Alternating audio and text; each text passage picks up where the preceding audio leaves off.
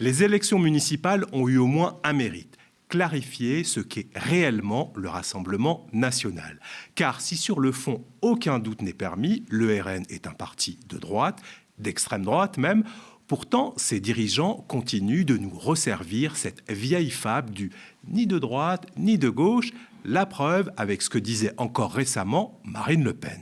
Nous ne sommes ni de droite ni de gauche. Voilà, c'est notre ADN, c'est notre identité. Ni de droite ni de gauche, c'est un des slogans du RN, récité depuis des années par Marine Le Pen, une fable soigneusement entretenue pour élargir son électorat, brouiller les repères et surtout faire oublier les origines d'un parti fondé par d'anciens de la Waffen-SS. Je suis porte-parole de Jordan et Marine, ça fait aucun doute que je suis au Rassemblement national. Sauf qu'à Toulon, la candidate RN Laure Lavalette, porte-parole du parti ni de droite ni de gauche, n'a visiblement pas retenu la leçon. Ou plutôt, elle a dit tout haut ce que son parti pense tout bas. Je suis l'alternative de droite dans cette élection. Moi, femme de droite, voilà, Toulon est à droite, donc Toulon doit gagner. Les Toulonnais qui penchent évidemment à droite choisiront la candidature d'un avenir pour Toulon pour que Toulon reste à droite. De droite et encore de droite. Pas de fable, pas de nuance, pas de nini. Laure Lavalette n'a pas commis une erreur de communication, elle a simplement fait une forme de coming out politique. Elle a dit ce qu'est réellement le Rassemblement national, un parti de droite, d'extrême droite pour être exact. Alors oui, ces municipales auront au moins servi à ça, confirmer que le ni de droite ni de gauche du RN est une imposture et que parfois ce sont ses propres candidates et candidats qui se chargent de faire tomber le masque. Mais ce scrutin a mis en lumière autre chose, quelque chose de plus ancien, de plus profond, de plus sombre. Car dans plusieurs villes, l'élection de maires issus de l'immigration a déclenché une vague de réactions qui rappelle à quel point, en France, certains réflexes racistes ont la vie dure. C'est ce qu'on va voir dans ce nouvel épisode de la VAR politique, car vous le savez, au football, la VAR, V-A-R, c'est l'assistance vidéo à l'arbitrage. Et aux médias, la VAR, c'est la vérification de la parole des politiques. Dans cet épisode, on va constater qu'en France, l'histoire se répète encore et toujours quand des personnalités politiques noires accèdent à des responsabilités. Mais avant ça, ce message du média pour vous rappeler que nous avons besoin de vous pour continuer à vous informer et à construire un paysage audiovisuel plus juste, plus social et plus solidaire.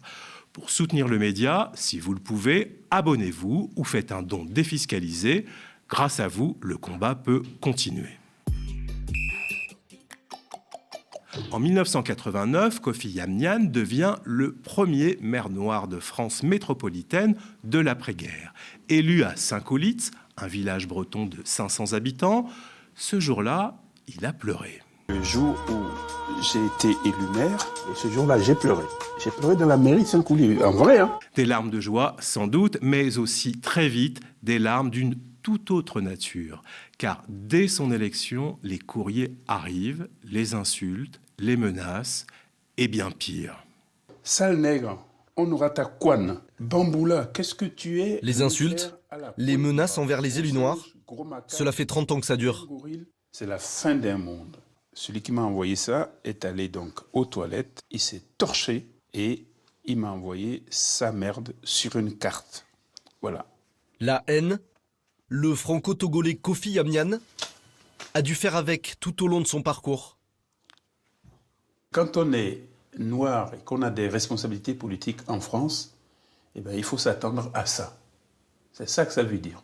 Ça veut dire que je suis décidément pas à ma place, puisque cette place est réservée à un blanc. Presque 40 ans plus tard, Kofi Yamnian dresse un constat amer. La haine, elle, n'a pas vieilli. Vous pensez que Le Pen a gagné finalement? Il a gagné, idéologiquement, il a gagné, oui. Ouais. Aujourd'hui, l'immigration, c'est la violence, c'est l'immigration. Voilà, tout ça c'est assimilé. On ne voit pas un immigré qui ne soit pas violent, et dès qu'il y a une violence, on dit c'est un immigré. Ce que décrit Yamnian, c'est un mécanisme, pas une opinion, pas une anecdote, non, un mécanisme rodé, systématique, assimiler l'étranger, le raciser, l'élu noir à la violence, au désordre, au danger. Ce mécanisme fonctionne toujours, seul le support a changé. Les Français racistes sont aujourd'hui capables de se montrer, alors que de mon temps, quand ils m'insultaient à la mairie, c'était sur lettre anonyme. Ils se cachaient. Ils ne se cachent plus. C'est peut-être la seule chose qui ait vraiment changé. Les courriers anonymes sont devenus des tweets, mais ils sont recouverts eux aussi d'excréments, comme en témoignent ces messages visant le nouveau maire de Saint-Denis, Bali Bagayoko. Migrant à la solde des islamistes, un bamboula, une vraie merde de musulmans, les mots sont les mêmes, la haine aussi, juste plus rapide, plus visible, et parfois relayée, amplifiée depuis des plateaux télé. Revenons au soir du 22 mars 2026. Deuxième tour des municipales. Dans plusieurs villes de banlieue parisienne, des maires sortants sont battus par des candidats issus de l'immigration. Des foules populaires fêtent leur victoire, des huées fusent aussi. Et en quelques heures, un récit s'emballe. Violence, intimidation, sédition, les mots choisis sont forts. Le problème, c'est qu'ils ne correspondent à aucune image réelle. Il n'y a eu en effet nulle part de violence physique contre des élus. Patrick, vous soulignez ce matin qu'il n'y a pas eu de heurts. Nulle part. Des invectives, des insultes, oui, au moins dans une demi-douzaine de mairies, des cris de victoire mêlés à des huées, ce qui n'est pas très agréable ni très républicain, mais qui a toujours existé. J'ai l'impression qu'on découvre la politique. Alors moi, j'étais enfant dans les années 80, et je me souviens être allée avec mes parents au résultat d'une élection municipale où c'est la gauche qui avait gagné contre la droite. La suivante, ça a été l'inverse. Et le maire sortant, il n'a pas pu parler tellement les partisans qui étaient dans la mairie hurlaient. Donc, qu'il y ait ces moments de tension au moment des élections, juste après les élections, c'est en fait d'une banalité totale, mais totale. La banalité, voilà le mot. Car des soirées électorales houleuses ou des conseils municipaux agités, la France en a une longue collection, comme en témoignent de nombreuses archives. Par exemple, lors des élections législatives de 2012 à Saint-Denis, la victoire du socialiste Mathieu Hanotin sur le député communiste sortant Patrick Braouzek tourne à la bagarre entre sympathisants socialistes et communistes, sans que personne ne parle de sédition. Mathieu Hanotin est reçu sous les huées et petit à petit, la situation dégénère.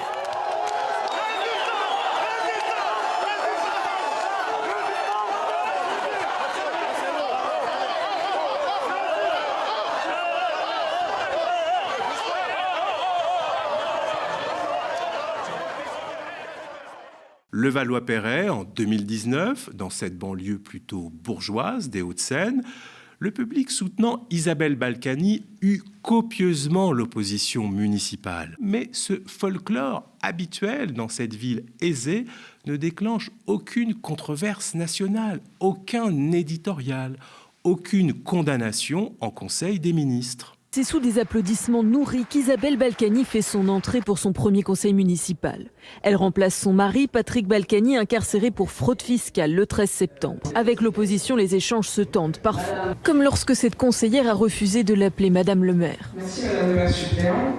Je voulais, puisque vous...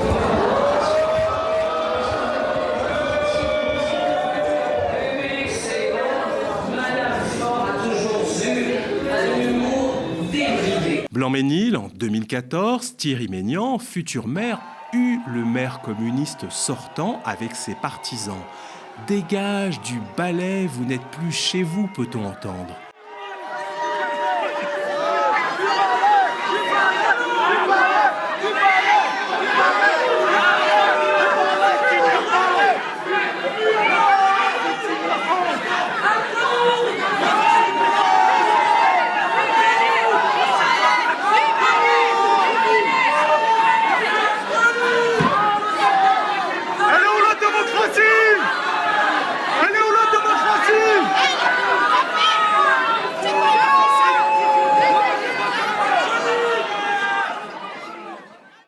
Ans plus tard, c'est lui, Maignan, qui est hué à sa défaite. Mais cette fois, cela devient un scandale démocratique. Et d'un beau monde, 2022, 2 supportrices RN vociférant « ordures, bande d'enculés, c'est truqué » après la réélection de Macron. Une réaction démesurée, certes, mais que les commentateurs ont globalement traitée avec compréhension, celle du désespoir, de la colère légitime des partisans dépités du Rassemblement national.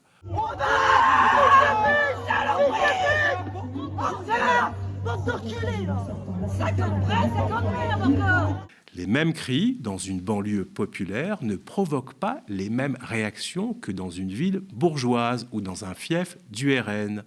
Et ce n'est pas la bronca qui choque, c'est surtout qui la commet et qui la subit. Car au Blanc-Ménil, en Seine-Saint-Denis, encore faudrait-il raconter ce qui s'est réellement passé.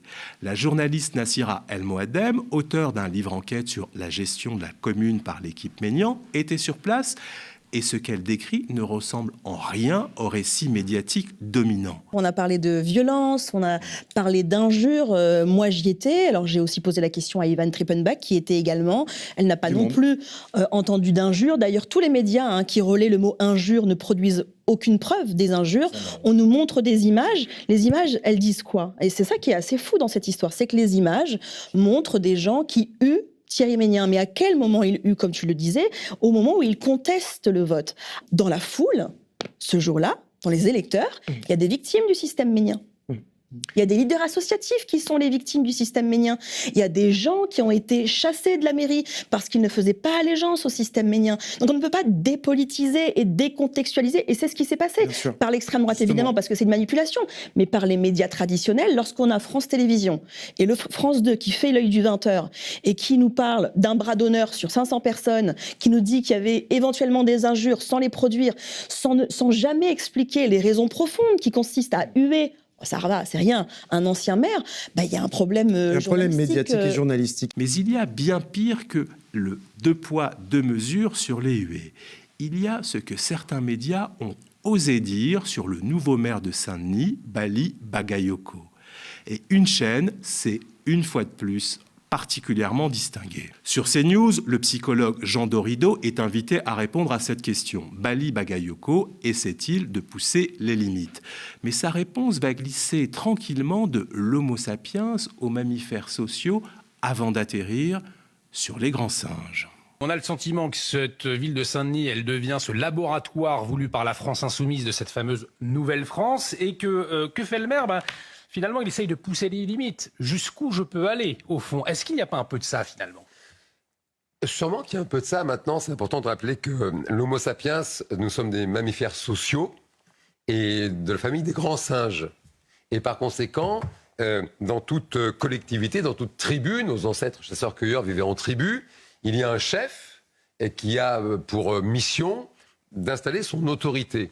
Et là, ce qui se révèle avec l'élection de M. Bali Bagayoko à Saint-Denis, c'est que ça rappelle quand même qu'un maire dans une commune a énormément de pouvoir. Ça, c'est vrai depuis toujours. Il a beaucoup de latitude, de possibilités d'action. Et je ne veux pas faire de procès d'intention, je ne connais pas ce monsieur. Pendant que le visage du maire noir de Saint-Denis défile en boucle à l'écran, le psychologue explique donc que l'homo sapiens est de la famille des grands singes et que dans toute tribu, il y a un chef. Le rapprochement est fait, implicitement certes, mais il est fait. Le lendemain, toujours sur CNews, le philosophe Michel Onfray poursuit la même mécanique avec la complicité de Laurence Ferrari. Sont convoqués cette fois-ci les comportements tribaux, l'allégeance au mâle dominant et la tribu primitive. La bande a gagné, donc la bande va imposer sa loi. Et la bande qui a imposé sa loi dit maintenant c'est allégeance. Mais ça c'est très tribal. On fait l'allégeance au mâle dominant. Ce monsieur n'est pas un mâle dominant, enfin je ne sache pas. Ce monsieur il est un élu. Et en tant qu'élu, il est normalement le représentant de la totalité de la cité, y compris de ceux qui n'ont pas voté. C'est-à-dire que vous avez normalement le sens de l'intérêt général et du bien public. Mais là, il nous dit non, moi j'ai le sens de l'intérêt particulier, pas du tout du bien public, et je vais virer, me séparer de gens de l'allégeance. Mais on n'est pas dans une tribu primitive, comme les décrit Darwin, en disant vous avez le mâle dominant qui est là, qui décide, et qui dit c'est moi qui décide. Toi, tu auras à manger, toi, tu n'auras pas à manger. Moi, j'aurai les femelles, toi, tu n'auras pas les femelles. Nous allons attaquer, nous n'allons pas attaquer la tribu d'en face ou je ne sais quoi. Ça va bien. Il y a des milliers d'années que c'était comme ça, mais plus du tout comme ça maintenant. S'il veut être l'héritier d'autre chose qu'il faut qu'il nous dise, d'autre chose que la tradition occidentale en matière de politique. La théocratie, c'est fini. Le pouvoir d'un seul, c'est fini. Une espèce de domination tyrannique d'un individu qui dira il va y avoir une allégeance. Il y a eu de l'allégeance jadis quand il y avait des chevaliers, quand il y avait des suzerains, quand il y avait des vassaux. Si ce monsieur veut restaurer la féodalité et la théocratie, qu'il nous le dise. Tribu, mâle dominant, grand singe, 3 mots, 3 images, toutes convoquées pour parler d'un seul homme, un homme noir, un maire élu démocratiquement, mais un maire noir. Face au tollé, CNews, chaîne régulièrement sanctionnée par l'Arcom pour des propos haineux, a publié un communiqué dans lequel elle affirme avec force son engagement constant dans la lutte contre toutes les formes de racisme et conteste formellement que quelconque propos raciste ait été tenu sur son antenne. Circuler, il n'y a rien à voir. Mais il y a encore autre chose à voir, car la convention signée par CNews avec l'Arcom impose à la chaîne une présentation honnête des questions prêtant à controverse. Or, dans l'émission de Ferrari, cette honnêteté-là fait aussi défaut. La journaliste a en effet affirmé que Bali Bagayoko a prononcé le mot « allégeance » en s'adressant aux fonctionnaires de la ville de Saint-Denis. Écoutez. Le nouveau maire de Saint-Denis, LFI, Bali Bakayoko, a annoncé d'abord que son élection était le début de cette nouvelle France, appelée de ses voeux par Jean-Luc Mélenchon, et surtout, il a annoncé qu'il désarmerait la police municipale, et il a évoqué le terme d'allégeance. Écoutez ce qu'il a dit à propos des fonctionnaires de la ville de Saint-Denis. Les urnes ont parlé. Moi, je suis issu du milieu sportif, et que même si l'on s'est entraîné pendant des mois, lorsque le résultat tombe, nous faisons allégeance. Nous avons besoin de tous celles et ceux qui ne vont pas regarder dans le rétroviseur. Pas celles et ceux qui vont tenter de remettre un programme qui a été battu dans les urnes. Et donc ces personnes-là, si c'est votre projet, nous n'aurons pas d'autre solution que bien sûr de nous en séparer. Alors le mot allégeance, il est quand même très fort en symbolique, Michel Onfray.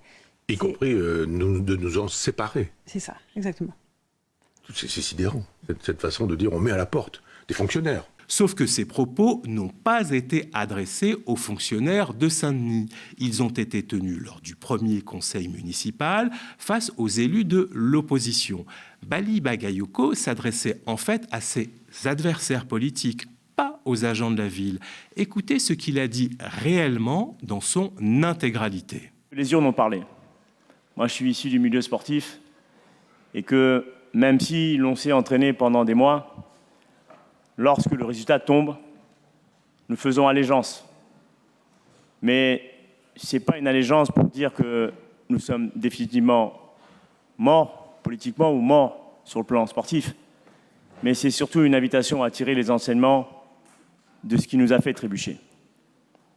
Et donc j'entends les propos désormais de Mathieu Hanotin. S'il est vrai qu'il y a un certain nombre de passages qui, de mon point de vue, ont été lunaires, je pense que certains propos qui étaient entendus, même si je peux comprendre le contexte, nous ne sommes plus dans la séquence, en fin de compte, de la campagne. Désormais, nous sommes dans une campagne qui consiste à être unis les uns les autres pour que nous puissions répondre aux préoccupations des habitants. Le contexte change tout. Dans cette partie de son intervention, Bagayoko ne menace pas les fonctionnaires. Il invite ses adversaires politiques à tirer les leçons de leur défaite, ce qui est assez banal. Il parle d'union politique post-électorale, pas d'épuration administrative. Alors oui, le mot allégeance et sa métaphore sportive peuvent se discuter, se nuancer, être critiqués, être désapprouvé, bien sûr, mais en disant que ces propos étaient destinés aux fonctionnaires municipaux, Laurence Ferrari a fabriqué une toute autre histoire. Une histoire qui a permis ensuite à Michel Onfray de déployer son répertoire sans limite. Tribus primitives, mâles dominants, féodalité, théocratie. Onfray construit toute sa charge contre Bagayoko à partir de cette erreur de Ferrari, ce qui rend sa démonstration non seulement raciste dans ses comparaisons, mais aussi fondée sur du vent. Au mieux, c'est une erreur grossière, au pire, c'est de la désinformation. Et dans les deux cas, c'est exactement ce que la Convention de la chaîne interdit. On attend maintenant de savoir ce qu'en pense l'Arcom. Kofi Yamnian l'avait dit chez Ardisson en 2010. Les mots changent peu, le mécanisme, lui, ne change pas. Dès qu'un élu noir accède au pouvoir, il faut le ramener à autre chose, à l'immigrant, au violent, au primitif, à celui qui n'est pas à sa place. En 1989, cette place était réservée à un blanc. C'est ce qu'écrivaient en lettres anonymes les auteurs des courriers reçus par Yamnian. Certains, rappelons-le, recouverts d'excréments. En 2026, on ne l'écrit plus dans des lettres anonymes. On le dit sur une chaîne info avec le confort du darwinisme comme par avant. On parle de grands singes, de tribus primitives, de mâles dominants. Et quand le tollé arrive, on explique qu'on a mal été compris, que c'était de l'éthologie. Je rappelle le principe républicain et on me dit vous êtes raciste. On n'a pas le droit de parler tribu, on n'a pas le droit de parler d'éthologie, on n'a pas le droit de parler de mâle dominant. Enfin, ça s'appelle de la science. Je rappelle que c'est une science. L'éthologie est une science. L'éthologie, rappelons que c'est l'étude scientifique du comportement animal. Mais le plus infect racisme a parlé dans leur bouche, tout seul, venant de très loin. Ce que nous avons vu dans cet épisode de la VAR politique, c'est une continuité que rien n'a interrompue. Des courriers anonymes aux tweets revendiqués, des villages bretons au plateau parisien, du sale nègre chuchoté à la famille des grands singes dit face caméra, presque sourire aux lèvres. La haine s'est désinhibée, elle s'est modernisée, elle s'est même intellectualisée. Comme disait Yamnian chez Ardisson, dès qu'il y a une violence, on dit que c'est un immigré. Aujourd'hui, on dirait, dès qu'il y a des huées dans une ville populaire et métissée, on dit que c'est de la sédition. Dès qu'un maire noir s'exprime, on convoque les grands singes. Raphaël Élysée, un des premiers maires noirs de France métropolitaine, élu en 1929, est mort en déportation à Buchenwald. Kofi Yamnian, premier maire noir de l'après-guerre, a reçu de la merde par courrier. Bali Bagayoko, maire de Saint-Denis en 2026, est comparé à un singe sur une chaîne nationale. Chaque époque a ses méthodes. Le fond, lui, ne bouge pas. Voilà, c'est terminé. Merci d'avoir suivi ce nouvel épisode de la VAR politique. Dites-nous ce que vous en avez pensé en laissant un commentaire. Likez si vous avez aimé et restez connectés aux médias.